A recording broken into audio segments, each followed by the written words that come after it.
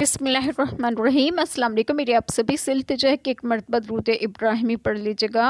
بسم اللہ الرحمن الرحیم۔ اللہم صلی علی محمد وعلی آل محمد کما صلیت علی ابراہیم وعلی آل ابراہیم انک حمید مجید۔ اللہم بارک علی محمد وعلی آل محمد کما بارکت علی ابراہیم وعلی آل ابراہیم انک حمید مجید۔ بسم اللہ الرحمن الرحیم۔ اور اللہ کی بندگی کرو اور اس کا شریک کسی کو نہ ٹھہراؤ، اور ماں باپ سے بھلائی کرو اور رشتہ داروں اور یتیموں اور محتاجوں اور پاس کے ہمسائے اور دور کے ہمسائے اور کروٹ کے ساتھی اور راہگیر اور اپنی باندی غلام سے، بے شک اللہ کو خوش پسند نہیں آتا کوئی اترانے والا، بڑائی مارنے والا۔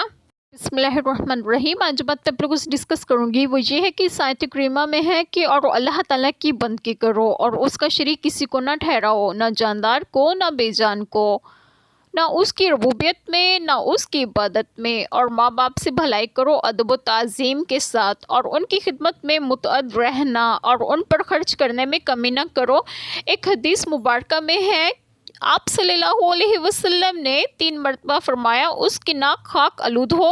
حضرت ابو ہریرہ رضی اللہ عنہما نے عرض کیا کس کی یا رسول اللہ صلی اللہ علیہ وسلم؟ فرمایا جس نے بوڑھے ماں باپ پائے یا ان میں سے ایک کو پایا اور جنتی نہ ہو گیا۔ اور رشتہ داروں، ایک حدیث شریف میں ہے رشتہ داروں کے ساتھ اچھے سلوک کرنے والوں کی عمر دراز اور رزق وسیع ہوتا ہے، اور یتیموں اور محتاجوں، حدیث مبارکہ میں ہے سید عالم صلی اللہ علیہ وسلم نے فرمایا میں اور یتیم کی سرپرستی کرنے والا ایسے ہوں گے جیسے انگشت شہادت اور بیچ کی انگلی۔ ایک اور حدیث مبارکہ میں ہے آپ صلی اللہ علیہ وسلم نے فرمایا بیوہ اور مسکین کی امداد و خیر گیری کرنے والا مجاہد فی سبیل اللہ کے مثل ہے، اور پاس کے ہمسائے اور دور کے ہمسائے۔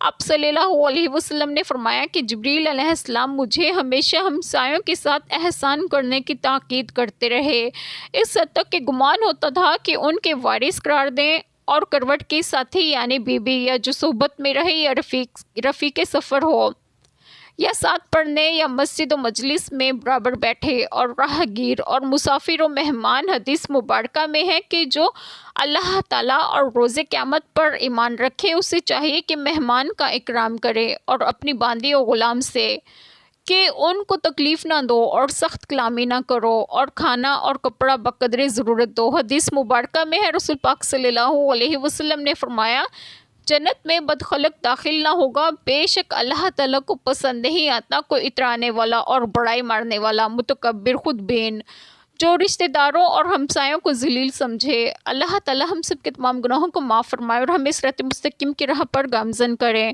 اور آپ سب کو آپ کے گھروں میں خوش و خرم رکھیں اور صحت و تندرستگی بھی دیں۔ آمین۔ جزاک اللہ خیر۔